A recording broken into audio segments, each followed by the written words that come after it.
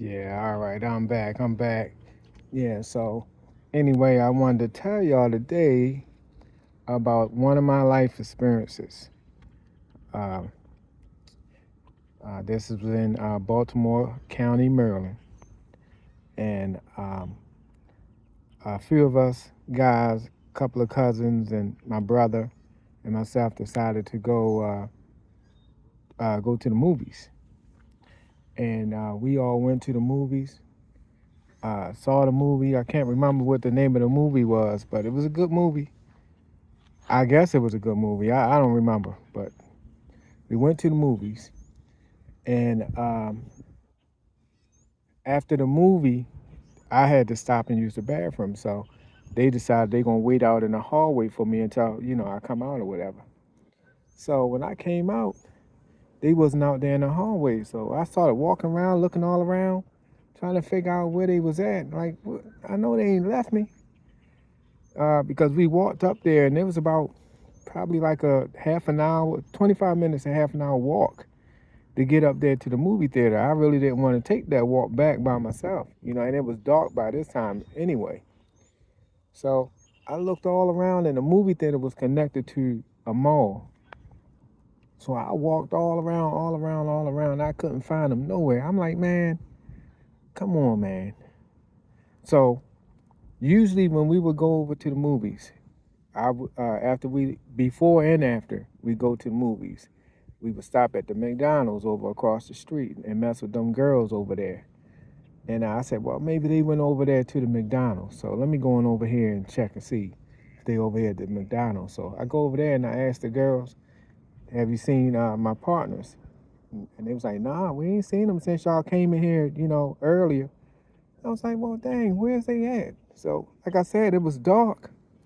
I'm like, man, I can't be out here running back and forth, was looking for them all night. I said, I just can't believe they would just leave me out here by myself. So I said, man, forget this.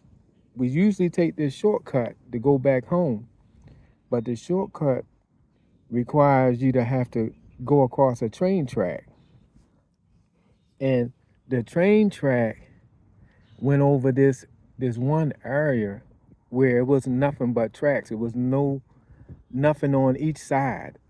You just was walking on tracks. So if the train came, the only way you can go is jump down in the water down along the side. So there ain't nowhere in the world I was gonna walk back there by myself, going across that train track, and it was dark. Like I would do it with them guys, but there was no way I was gonna do that myself.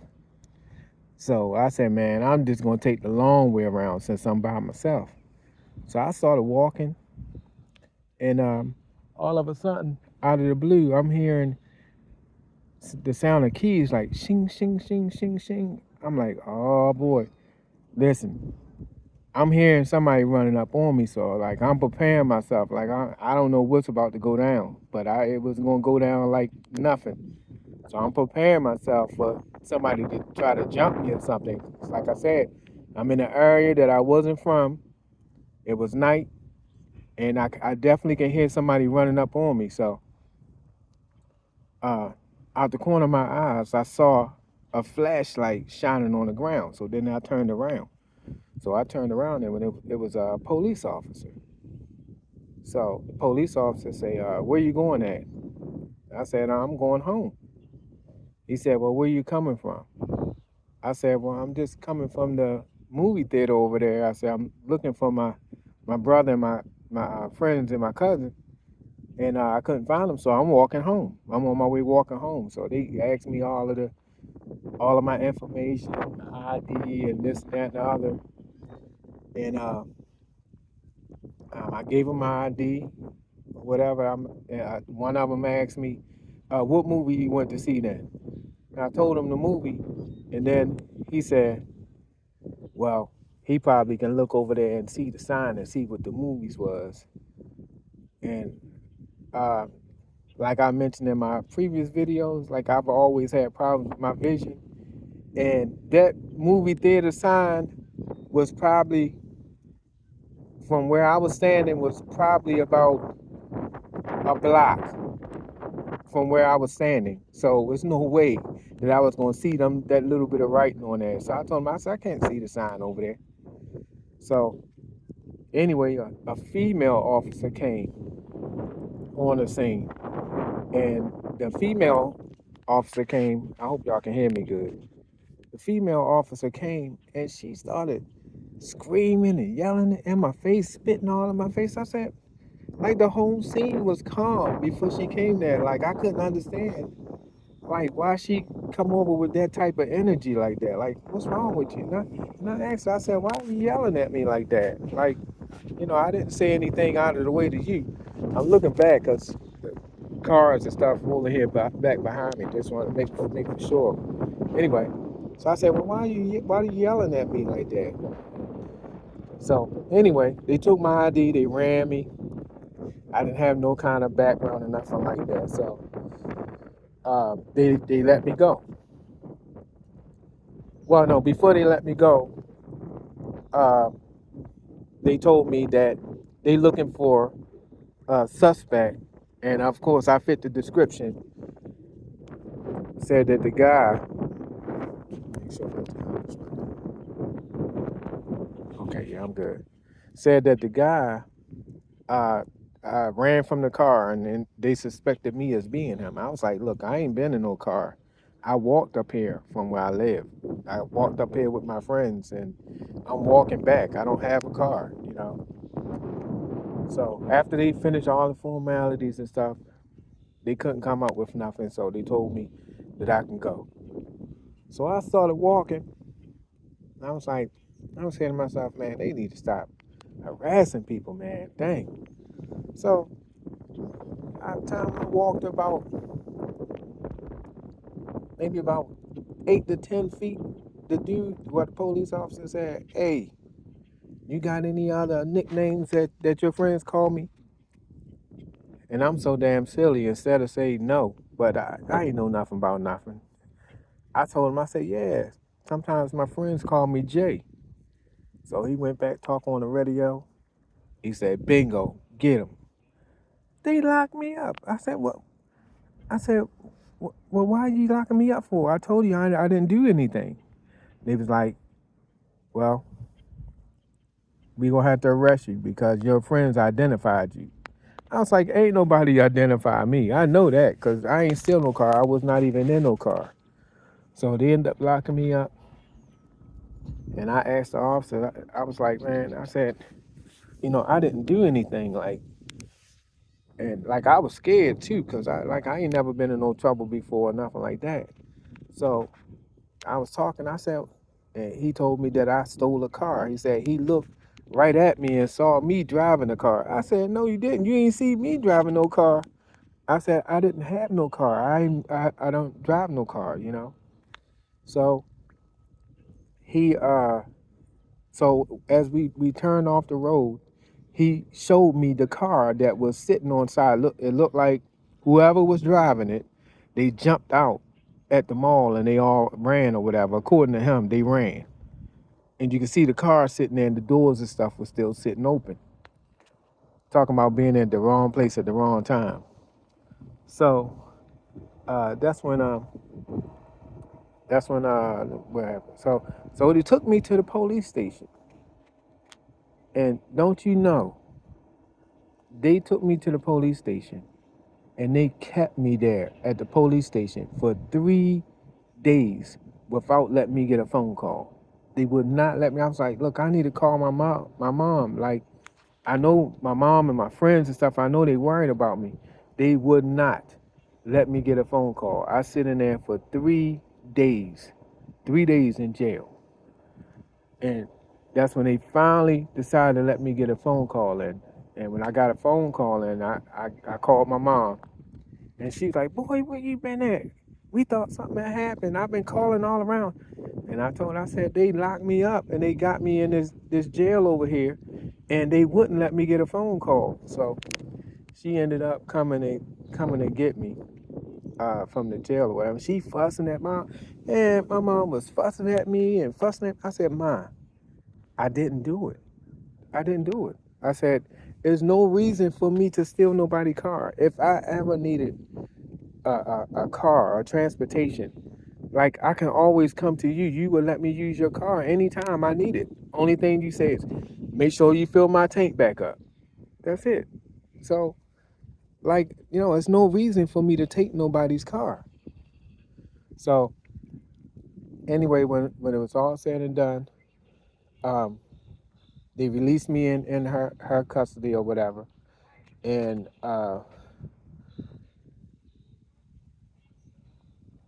it's an in between story that I tell y'all about. Well, I might as well tell it. Well, I had a well, no, I'll tell you about that another time. But anyway, I wound up going to court. Well, I had to get a public defender and stuff like that. And like I said, I never been in no trouble before. I didn't know nothing about none of this stuff.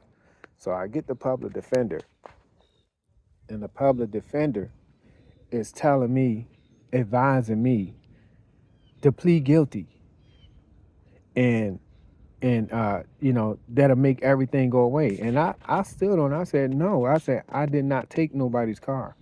I'm not going to plead guilty. Now I did have at that point I had a little bit of common sense to know not to plead on no charges that I did not do.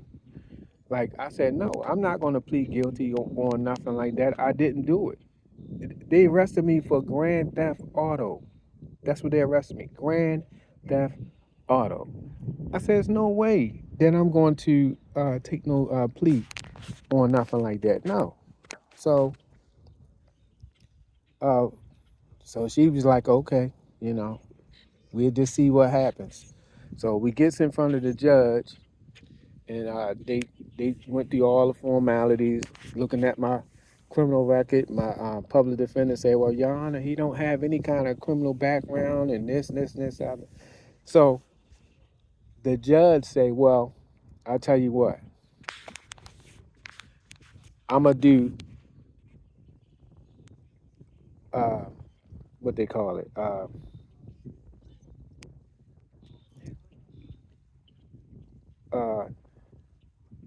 I think they call it probation before judgment. Probation before judgment? I believe that's what they call it. Well, it might not have been probation, but whatever it was similar to just I couldn't get in no kind of trouble like that within a year, and if I didn't get in any trouble, that they would throw it out of the they would throw it out, and I wouldn't have to worry about any of it being on my record. So that's what happened. So of course I didn't get in no kind of trouble or nothing like that. So eventually it wound up being uh, off my record. I never had to deal with it being on my record, but it just was tough, because this is one thing. Matter of fact, but this was the learning thing about this. Now, at that point, there was a popular jacket that was out. I cannot think of the name of it. And I tried to research it before I came on here, but I cannot find it. But there was a jacket that was out that was similar to me. It was similar to the jacket at the Mask. I mean, not the Mask. Scary Movie. The Scary Movie guy was wearing. It had the tie around here. It had the hood, and it had the tie around the waist. Everybody was getting them jackets, and I just had to have one. I said, man, I'm gonna get me one. Man, I like them. I'm gonna get me one. They was real thin, but everybody had them. And guess what? Because I had that jacket on, one of them suspects that ran away, whoever it was, I guess that was driving the car, had one of those jackets on, and that's why they fit me in that particular case. They fit me with the description because one of them guys had on, the similar jacket. So, what I learned from it is two things. Well, two things that I can think of right now. The first thing is always keep your movie ticket. Cause as soon as I leave from the movie theater, I throw that ticket away. Like it wasn't nothing. Like what I'm gonna carry that around? I don't need it. But because I did not have my movie ticket, I didn't have proof that I was in the movies. That was number one. So ever since then, I have kept my movie ticket. I'm old. I'm 52 years old, and I'm telling you, I promise you, the last time we went to the movies was November the 27th, and I know that movie ticket is somewhere in the house. I just been scarred. I've been scarred, and I get in trouble all the time for.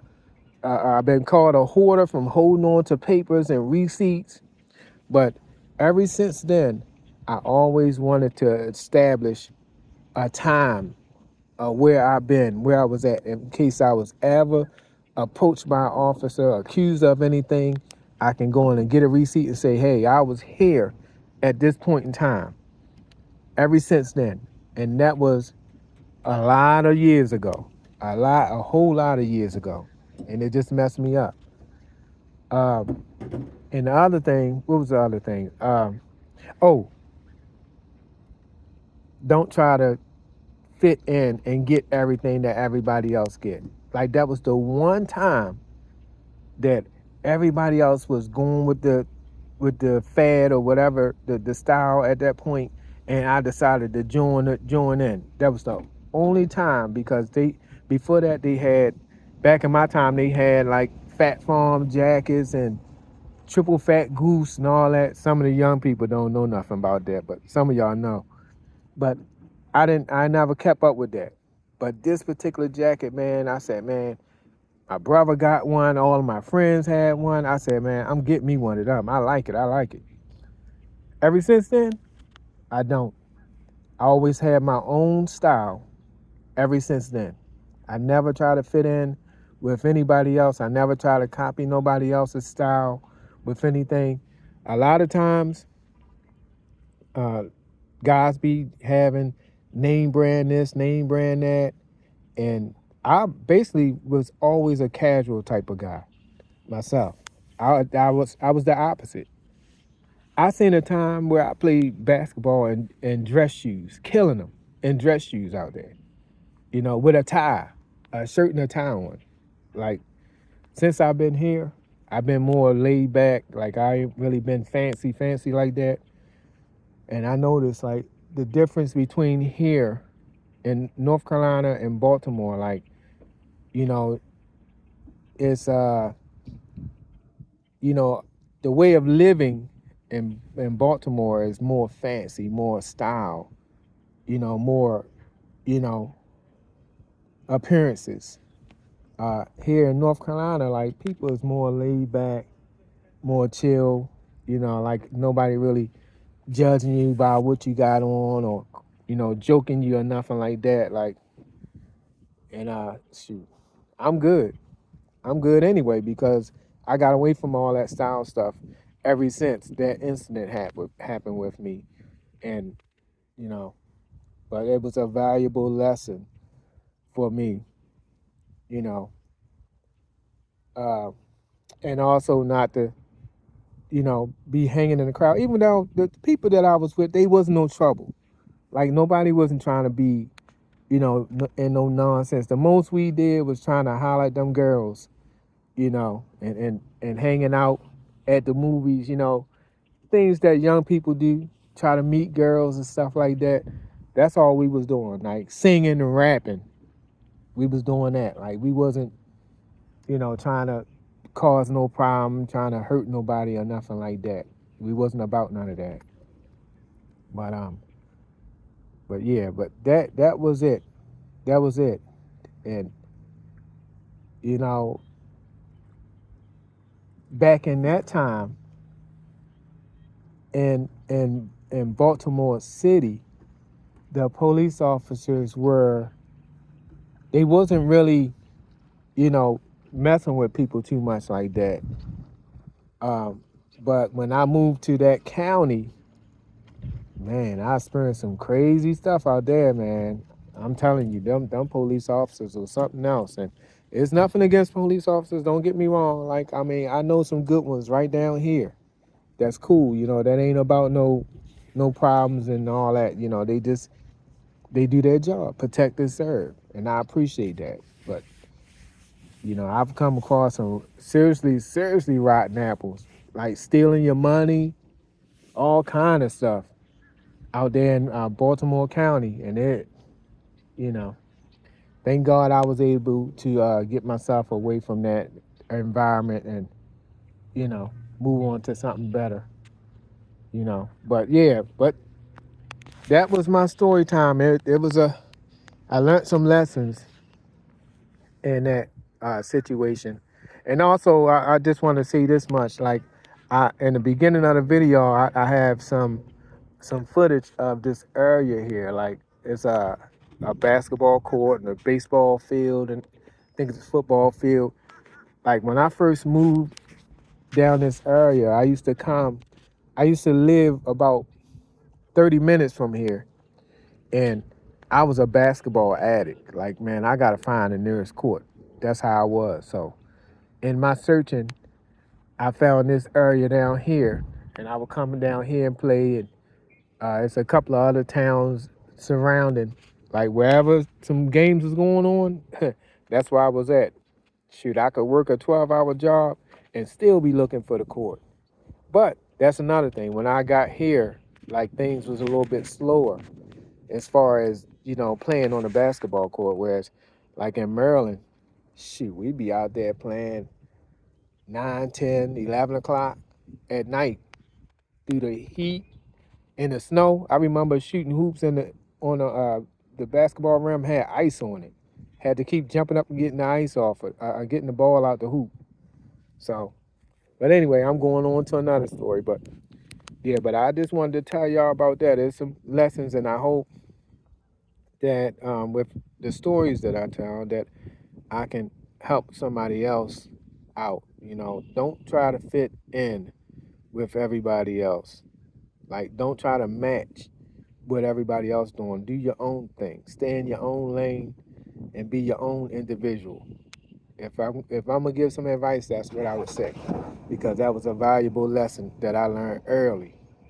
It was a hard lesson. Going to jail, man, that ain't cool, you know. And in that particular instance, you know, it was rough, and it was very, very scary being in a place like only thing you ever heard about was negative things. Like, when you talk about jail, even though I wasn't at no prison, I was just in a jail cell or whatever like that. But in my mind, I'm just thinking about all of them things that I heard about in jail. Like, you talk about somebody was scared, a brother was scared. Seriously, I was young and I was scared. I was scared out my boots. But thank God, you know, God kept me covered and shielded me. It was no problems, no nothing like that. Like, I was basically in the cell by myself the whole time, and so I was okay. But anyway, lesson learned as far as that. That, you know, I still went on to do some knucklehead things later on in life, but at that point, that was a valuable lesson that I learned, and it's stayed with me all the way until age 52. Like, I keep receipts, and I cannot break the habit. So it is what it is. But anyway, till the next time, y'all. I just wanted to hit y'all with that story, give y'all a little bit of information. Hopefully, my story can help. Hopefully, I got a couple of laughs out there somewhere along the line. Um, I appreciate y'all checking me out. I appreciate it if you come back, check out some more of my videos, like, comment, and subscribe. Like, as much as I can, I'm gonna respond to your comment, you know, show love and appreciation. But till the next time we meet, love, peace, and blessings.